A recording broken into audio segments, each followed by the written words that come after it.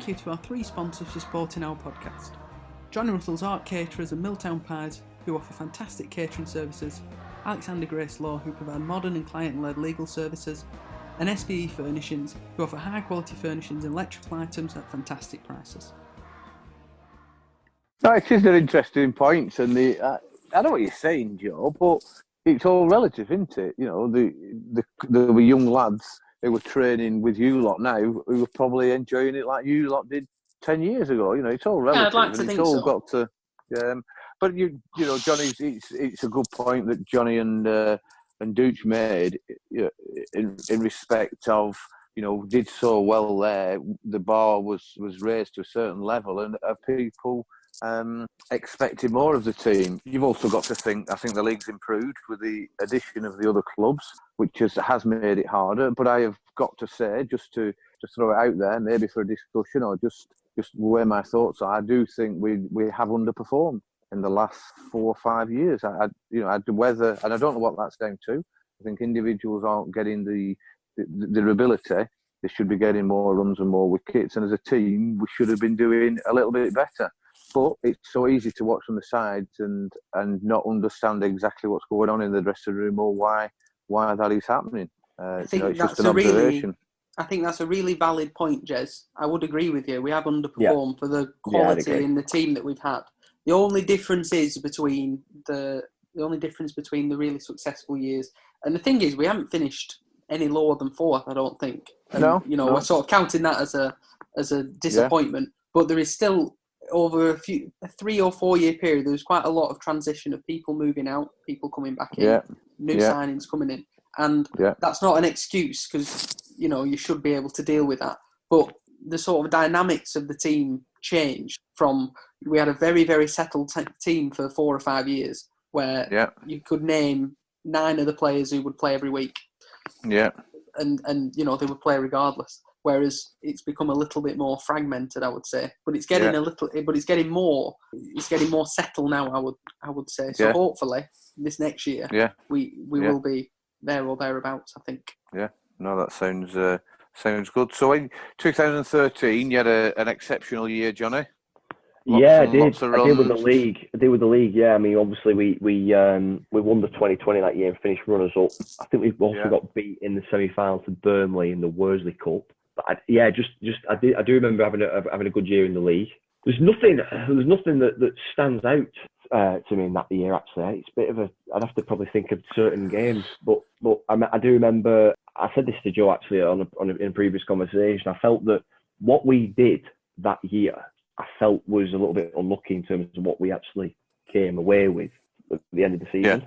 I felt that, you know, if we'd have matched what we did that year in the likes of 2012 and 2011, we'd have walked the league. Yeah.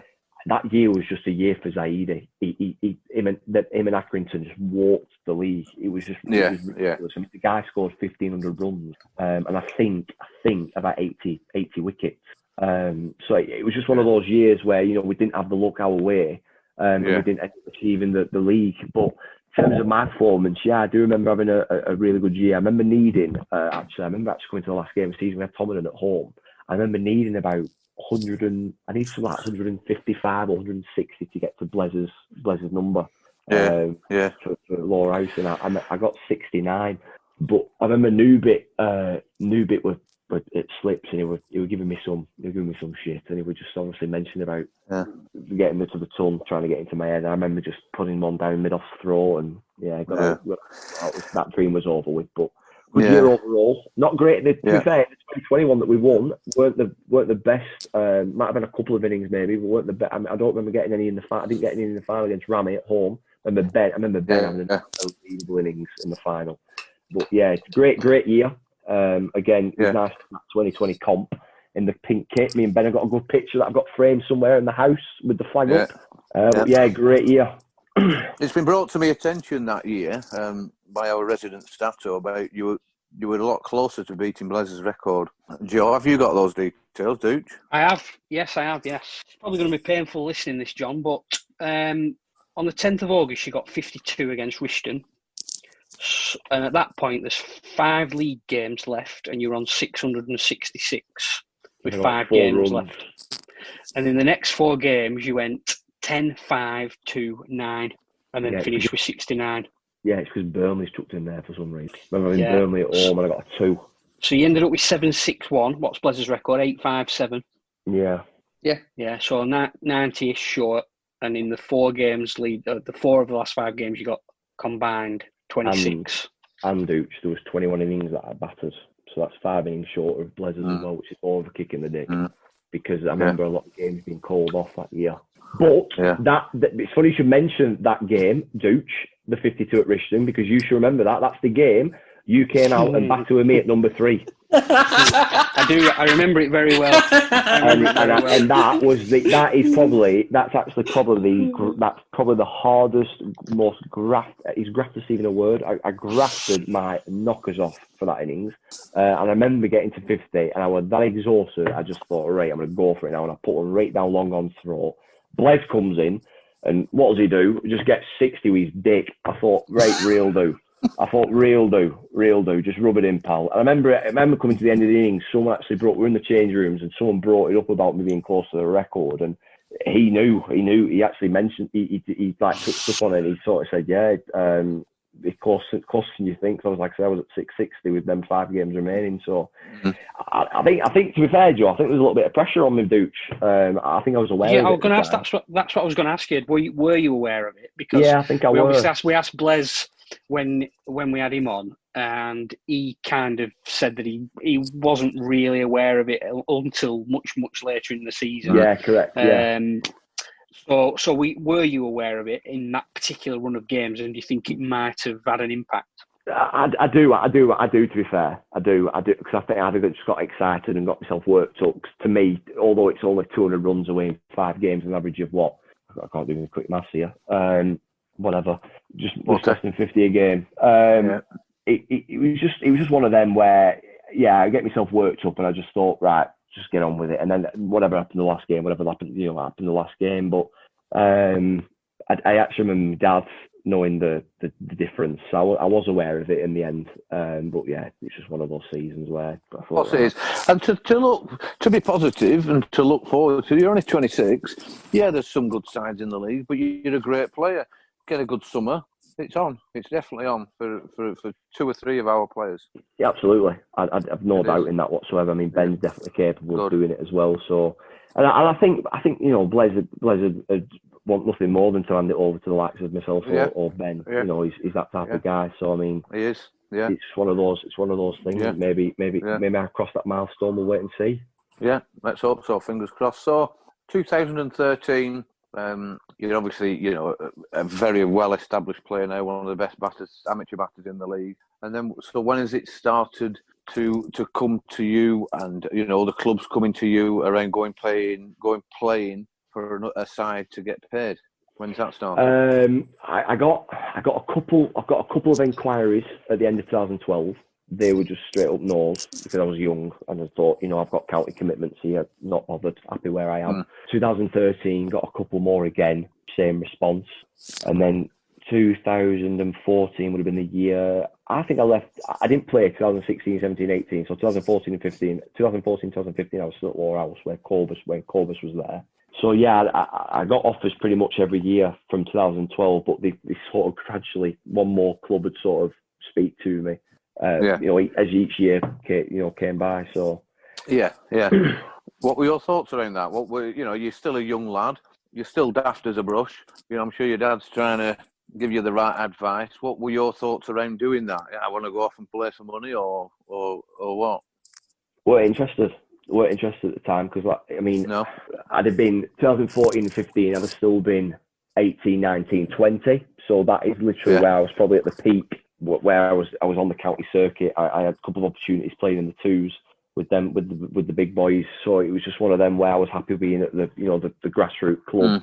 I didn't want to be at a club that was renowned for developing like your Foreign Biz or your players that are in a mix of earning a lot of money but they're all playing county. I was happy being where I was. Yeah. Sort of relying on just making it at county. Truth be told, if I'd have been able to make it at county, I'd have always stayed at Lowerhouse throughout the entirety. So it would never been an issue staying there. And then obviously 2016 when the offer came up. So 2015 summer it'd have been. 2015 summer it had been when I've spoken to three people from Woodbank. I actually got a phone call from, whilst I was in Barcelona for my 21st birthday, I got a phone call from Steve Aid and Dasher. They basically offered me to come to Woodbank, and then when I got back, I went and had words with them at the Woodbank, met the guys, and we sort of went from there. Yeah, no regrets? No regrets whatsoever. I think for me, the issue that I had in sort of coming from 2014, 2015 at Lowerhouse, I personally went a little bit stale in terms of my performance. I weren't really, the excitement of sort of playing and doing, scoring runs and getting runs wasn't quite there like it was in 2012 and 13. I need something to just give me a little bit of a kick up the backside, a little bit of a push, a little bit of a challenge, I had a purpose every time I went out and battered. So I just thought, it was never the money. It was just more of a thing for me to just go out and try another league and see how I do.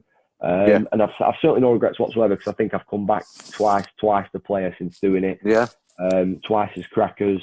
And Duke's actually said to me the other day, he said I've come back twice as sounder as well. So yeah, I've no regrets whatsoever.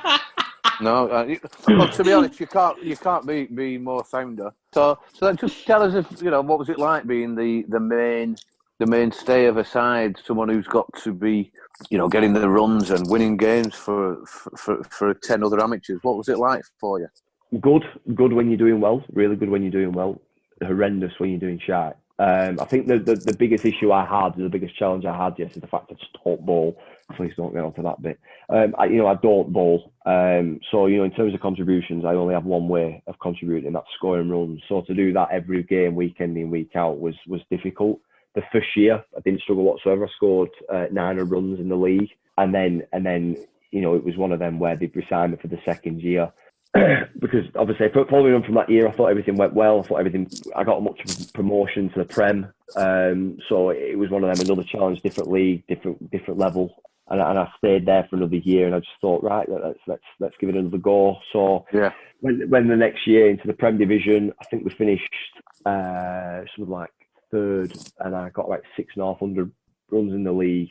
Nowhere near as good as year. I had a really poor finish, really bad finish, similar to what Dukes was then saying there in 2013 season, where I had a blip of games where there was little runs scored. But again, didn't have the best ending with Woodbank, really. There were little, there were a few personal things that I wanted to sort of get out of there and try on a new challenge. So I ended up going to Bradford and Bingley Dukes, Yeah. Do you want to talk us through it? Yeah. So little did Dash know that somewhere in the contract of me signing for pro, I was able to ask his daughter out. So I ended up getting his daughter. So I was with her for 3 or 4 years.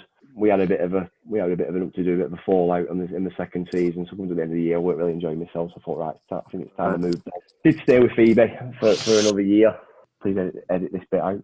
But yeah, I went to Bradford and Bingley, and so that's it really. I've Woodbank's history, and then it's not actually history because I went back the year after for a few games. That was good of me, weren't it? But Bradford and Bingley, Yorkshire, Bradford League, Bradford Prem, Jez, great league. Yeah, I've watched a couple of games. Yeah, who was in that? There's quite a few Yorkshire players come into the Prem League in there, isn't there? Who did you play against in there? Every weekend I was playing a county cricketer, whether it be from majority were from Yorkshire, some were from the likes of Durham. There were various players. One game I played Ajmal Shazad. I've played with Adam Waite, who's at Yorkshire, Jordan Thompson, who's at Yorkshire. Played with Harry. What's his last name? Harry Brook, who's also at Yorkshire. So a lot of good players. A lot of good players in that league, and I think I mean, to be fair, Jez, the cricket itself is very, very similar to the Lancs League. The only difference is that the Lancs League is the best supported league, league cricket going, hands down. They don't get much of a crowd. It's just hard cricket. They are nice grounds, they're nice surfaces, wickets. A lot of them are batting wickets. A lot of money's thrown around in the league. It's just a great league. The only hindrance to it was the travel and the sort of commitment to have work-wise. I got promoted into a field-based role where I work. So being on the road all day and then having to drive to the likes of Cleckheaton on a Tuesday. They played 2020s on various weekday nights. Just inconvenient, really. So I ended up sort of moving away from that. And then coming up to the end of the year, I mean, we lost like 8 games in a row or something. And I mean, I think at the time I was like the 4th highest run scorer in the league, and I just sort of lost my patience with it and thought, I'm not enjoying this. It's not worth the time. No. I'm not committing to this for the rest of the year. So then I went back to Woodbank for just a couple of games, and then I ended up sub-proing for St Anne's for the rest of the season for about 5 games. So yeah, I went about that year, and then that's the year I did decide to come back to the house. And I thought, you know what, I miss home. Dad were missing me a lot playing at Lowerhouse. He always enjoyed. Yeah. So I came back, and I don't think I'll be going anywhere again. Yeah, good. Forever. Good to hear. No, it's good to hear. There's, it's a good journey. And you've sub-pro for a few teams within Lowerhouse, haven't you? Within the Lancashire League, sorry. I think you sub-pro'd at Enfield a couple of times. Enfield, yeah. Sub-pro'd at Rotten Soul in 2020, then Enfield. Did a couple of... hang on a minute. What year did I do Enfield? Oh, sorry. So the year I was at Woodbank in the second year, I did Enfield for three. Well, they meant to be 4. Well, they meant to be 5, but 3 of them got called off shock. Yeah, and so playing for Enfield for the rest of the season because the GMCL work differently. They play on Saturdays and the league finished early league. So I just had some time and got signed off to play for Enfield for the rest of the season. The year after. And you got a ton, didn't you, in one game for him? Yeah, Rishton. Yeah, against Saeed Anwar. He was playing for Rishton. He was a great player. So I remember getting that. I remember losing a few balls in the back garden of this particular house to the extent where the woman came out of the back garden and said, "Will you stop hitting them into my garden?" If I'd have had a tannoy, I'd have just said no and then carried on. Really, that I didn't, so I just carried on hitting without speaking. Really. Right, good. And then a ton for Lowerhouse is going to come up this year, is it, or next year, should I say? Yeah. Let's. We always look for that. I mean, there's been a few close encounters, but unfortunately, not quite reached defeat in the league yet. I've had one last year that counts towards the Worsley Cup stats for some reason, but I don't know how that works. Hopefully, Nigel Stockley can sort that out ASAP. Just not the case. Right, I see. Dooch, anything you want to go through, or Joe Martin? About Johnny's career from like 13, going through those pro years. I mean, Dooch. Are you all right, Joe? If I go, yeah. I want to talk about a peanut allergy gate. So this was a game early 2013. I think it was in the Interleague or Lancs knockout. Yeah. And you missed the majority of the game, or you missed a large portion of the game. For what? Tell us. Oh my God. That's a cashew, Jez. Yeah. So it weren't peanut, guys. It weren't peanut. It was cashew. Yeah, it was an allergy I weren't aware of, actually. So Saturday morning. I've been out actually at a birthday party at Lowerhouse Creek Clubhouse that night before, but I've driven home. I didn't drink that night. I don't really drink anyway. But that bit of the story comes into it later on. Rocked up. Me and my dad had this tradition where we'd rock up to the nets about 10:30 I'd meet him. We'd hit a few bags of balls before heading off to the game. Now I've finished doing my before I've started doing the nets. I've got to the nets before him on this particular occasion, or he might have been talking to the groundsman down in the corner. He usually used to do that. I've gone to see Sean. Sean used to clean the clubhouse back then. I've gone to see him and he said, "Oh, Johnny, try these. I did brand new at the minute. They were all good." I said, "Oh, what are they?" He went, "Naked bar, they called." And he literally spelled NAKD on this bar. They're like a breakfast bar.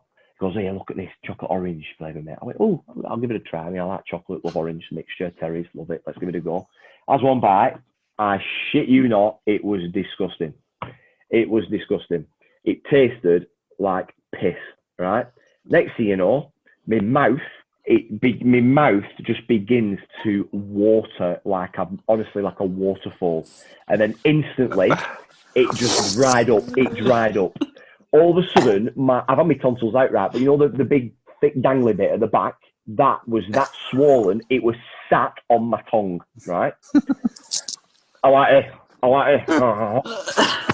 Next thing you know, I am projectile vomiting all over the place. What does my dad do?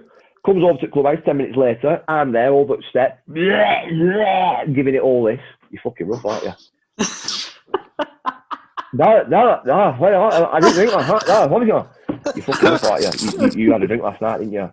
And, drinking and getting hungover and getting pissed out for a game, then was just a no-no. That calls for a bollocking from Father Mark. So at this time, I've not got him on my side. He's watching his son die in front of him. We get to the nets, goes behind, I'm padded up. Oh, I'm hitting these balls. I can't see out, Joe. My eyes are watering. Well, he went, "You're struggling, aren't you?" No, I can't talk. This is getting worse. By this point, I can't talk.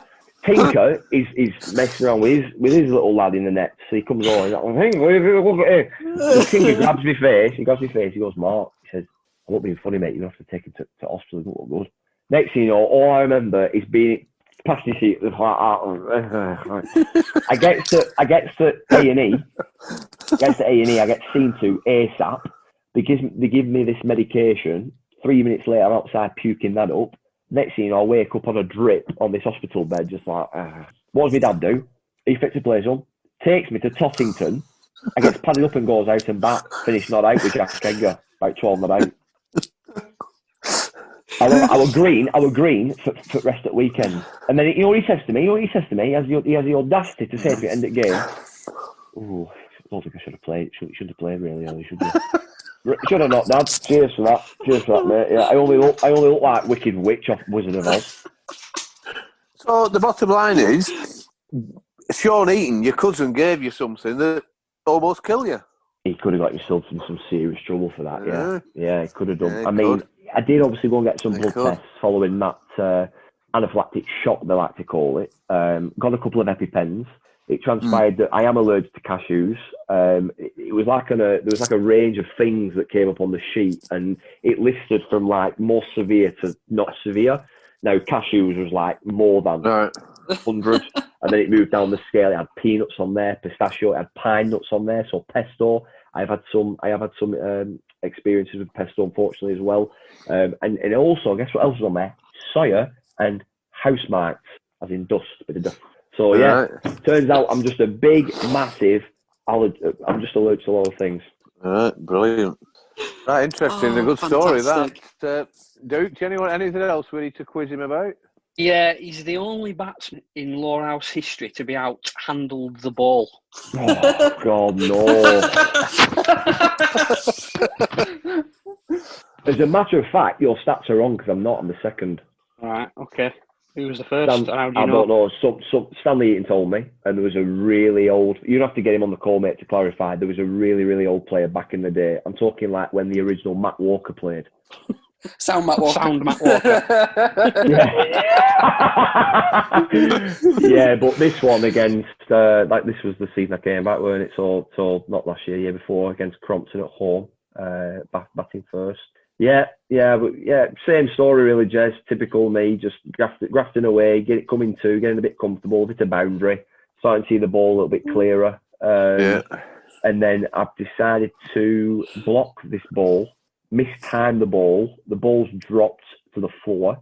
I'm in a position where I'm in like my front foot stride, so it haunts me to this day, does this? It must be just the fact of pure instinct. I've gone to then just stop the ball with my hand, to then realise that I may have broke a rule within the cricket rule book, and it turns out that I was actually dismissed for handling the ball. I mean the claim. I mean it was that stupid, and everyone was in that much shock. They didn't even know whether to give me out or appeal. They were literally, the ball was looking at me like, "What the fuck have you just done, you dick?" And I sort of looked like. I'm like, "What's up, bro? Don't know the rules. I've only played since I was 9. But listen, I don't know the rules. I've done that. I've gone off instinct. I couldn't have used my bat. Couldn't use anything else. Sorry. Give me another shot." No, it didn't happen. Got dismissed, and that was it. And I've been rinsed for it ever since, to be honest. But we go again, Jez. We go again. It'll never happen again. But we go again. I've been dismissed in probably not been dismissed in weirder things, actually, to be fair. But yeah, I've been dismissed in some crazy ways. Was it rolling that? Was it rolling or bouncing? I was on the game, I remember. Rolling. So you bent down to stop it with your hand? Yeah. Well, I was only bent down. This is the thing. I just dropped my hands from my bat. I just let go of one hand off my bat and stopped it with my hand. I just thought... You must have bent down. You're not a gorilla. Well, no, because I got down for the defensive shot, and then I remember just like turning around and going like that, and stopped with my hand, and I thought, oh, shit. And then when I did it, I looked up, and everyone's looking at me like, well, he's thick. And then I just obviously turned around and started walking off. But this time I didn't give a load of abuse to the umpire. You know, I admitted that it's me in the wrong. You know, I didn't get a ban for that one. I was stood next to Mark at the time.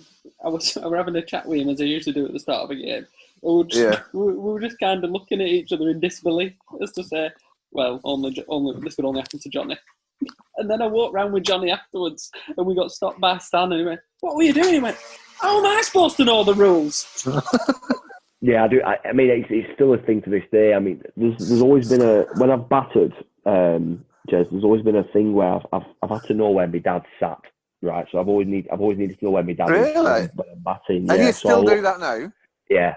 So I'll always know where he sat when I'm batting. Now on this kit, every time I get out or if I finish an innings, I'll go around and see him. Now that's just for being a young kid, because back in the day when I would get out, it'd be a bollocking. What is it I can do better? What is it I've done? What did you see? What were good? Blah blah blah. Just a bit of feedback. And on this occasion, I remember walking around with him, and he didn't say a word to me for about 3/4 of the around the pitch. And then I brought it up to him, and he just said, "What were you doing?" And I just thought, I don't know. He said, "I can't believe it. I can't believe it." I thought, right, we'll leave it at that then. Nothing more to be said. Yeah. Well, there's nothing else you can say. There's nothing else you can say. Brilliant. It only happened to you, Jonny. Exactly. Is there anything else from you, from Dooch or Joe Martin? I have a couple of things. So one of our most famous games is the 2014-2020 game against Cole. 16 over rain affected game. They got 160, and we need to get it off 10 overs to go through. Jonny, the floor is yours. What a game! Yeah, I remember a lot of things from that day. To be honest with you, I remember actually fielding. We obviously fielded first, and I remember witnessing batting from Cole like I've never seen before. They were just smacking it everywhere, and then I remember us coming off, and we were sort of the wicket towards the tea room as opposed to the road. I remember coming off, and I was just sort of in my zone in the changing room, just getting my pads on, and they were all talking statos over there, and they're all getting it wrong and all that bollocks. I don't get involved, so I didn't have a clue. I didn't have a clue what I was going to do, Jez. I was going to go out and just bat. I didn't have a clue what I needed. I didn't have a clue what we needed. That's it. Always been the case. So he goes out. Corbus takes first nut. They've opened up from the clubhouse end. First ball, straight as a die. Right into like there's like tier steps in the call, and he's put it into like the third tier step of steps, by the side screen. Yeah. Thought, right, we'll do, let's go. So Corbus ends up making 50 in 14 balls, and then I made 50 in about 23 balls. Corbus gets out bang on 50. Matt Walker comes into bat. I carry on. I got 72 off about 30. And I just remember losing ball after ball after ball. Shadley just kept going, cow corner over at tea room. And I remember my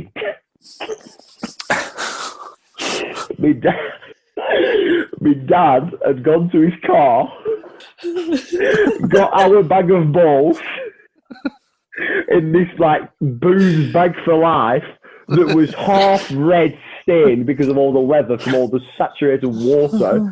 And then off it was white, obviously. He was literally throwing these balls onto the pitch, and the umpires were meeting up in the middle of the pitch to see if the ball was in a good condition. We must have lost like 4 or 5 or 6 of his balls, and I remember it just being it was just we deserved to win the T20, but we got beat in the semis, I think, against Russell. Final against Church. Yeah, it was the year after we got in the semis. So what happened then, Jonny? What in that innings? Was it one of those where just everything just clicked and you were seeing it like a football, or what makes the difference? No, it was just for me. I mean, it's for anybody. I'm not preaching here, but it's confidence with batting. I mean, especially if you're opening up, you've got, unless you've got a good eye like Matt Walker, someone who can just hit the ball off the off, or if you're in prime form. For me as an opener, you've just got to get yourself in, and I think that's always been the case. It's always been a word of occupying the crease, and especially on length wickets. You've got to graft. For me on that day, I mean, the wicket weren't great, but we had an objective, and me and Corbus give it a go. I mean, watching him do that the other end, I was like, well, you know what, I've got to match it. Yeah, I so next thing you know, next thing you know, I starts going for it, it's coming off, and then by the end of it, it were literally seeing like a beach ball. You know, it was like literally, I'm in now. You can throw me anything, and you're going. And Chandler was bowling me half volleys, half trackers, bouncers, full tosses. You know, it would just go in. I did actually snap. I actually snapped my back that day from hitting the ball that hard. I just snapped the GM back I had, and then I never got it replaced because it was broken right down the splice, but. It was probably the highlight of that year, to fair that innings. There wasn't really much else that I did in 2014. Brilliant. I mean, just some of those stats on there for that game. Obviously, Johnny's talked about getting the 50s and stuff, but Shadley was bowled 3.2 overs, none for 50. Jeepers. I've no doubt, little Joe Martin, you'll find somewhere that I can match it. You generally do. You little shit. Brilliant. Just a couple of other things, Jez. Yeah. Obviously, it's sort of well documented that Mark, Johnny's dad, has had a profound effect on his cricket career. Throwing balls for him, offering him advice. Really good, and a really good friend of mine. I always have a good chat when I see him. But there's also been some absolutely brilliant things that's happened in that end net. He's there. Mark, brilliant. In that end net, he once bought... Johnny obviously hits the ball harder than anybody I've ever met. Genuinely smashes it. And obviously it's been fired back at Mark, and he used to just take blow after blow. Just hitting it. So he bought this red helmet from Surridge. Bright, brilliant red helmet. That he put on. I can remember him walking to nets anyway. What do you think? What a cricket helmet! Yeah. He genuinely had an addiction on buying cricket related things. So he bought when the plastic sidearms when they came out, he bought 2 of them. He bought the cricket helmet. He used to come home with like a dozen of Surridge cricket balls because he just loved to add to the collection. And he would, particular occasion, he came back with this helmet, this bright red Surridge helmet, and I said, "Dad, what? He said, "Well, it's so you don't hit me in the head." I said, "Well, you're not going to be able to throw with it." He said, "Oh," and I think he only wore that once. But, I mean, you know, he's been in that net that many times. It's not just me. He's obviously thrown most of the balls to me, but sometimes he threw balls at other people, like Ben sometimes. And that net is going to be named. That net is going to be named as the Mark Whitehead Lane. 100%. It is the end got to. I mean, he also had his own invention where he created a net, a partition, a net that came across the lane, so that when you would drill the ball back, that the net would absorb all the would take away all the whatever. But there were the amount of hedgehogs that were in there. The amount of hedgehogs that died in that net is incredible. Yeah. I do remember one story, Jez. I mean, don't get wrong. There's so many times I've hit the ball and really hurt him, whether that be on his shin, his arm, his elbow, whatever. There's been a few times I've penetrated the net, gone through the net, and it's hit him. On this particular occasion, it would be a Sunday, so following on from a Saturday game, doubleheader, he would be giving me feedback whilst throwing me the ball, and this feedback would be something I would like to hear. So as older I got, taking the criticism, didn't really like it. So on this particular occasion, he's basically calling me shit, from the day before. Telling me. Now, in response, what I'm doing is I'm saying, no, I didn't. That's not true. Boom. And the more he'd come back at me, the harder I'm hitting that ball. Yeah. So on this particular delivery, I've then absolutely gone all out on this ball. It's twattered this silver pole, that obviously keeps the net standing, ricocheted off the pole, twatted him directly in his glasses, knocked his glasses off. He's looked at the floor, he's just gone, Joff, you've got to learn to control your anger. Sorry. and from then, I just thought, right, well, don't wind me up next time then. And I don't think he stepped out of line since, to be honest.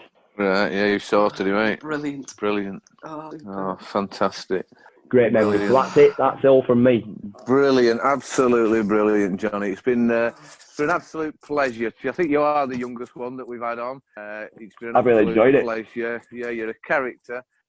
You're a fantastic servant, and you're still so young for the cricket club. You've now vouched that you'll be with us forever, I think, with your words. Correct. And let's see you've got Blazers, first of all, getting your maiden 100 for Lowerhouse in the Lancashire League, and then breaking Blazers' batting record and winning loads more trophies for us. Dutch, anything from you before we finally finish off? No, all good, Jez. You've enjoyed it, good lad. Joe Martin, anything for your own mucker? Oh, it's been great. Yeah, brilliant. Jonny, thanks ever so much for your contributions here. We'll get it all spliced up together and get it out as soon as we can, Jonny.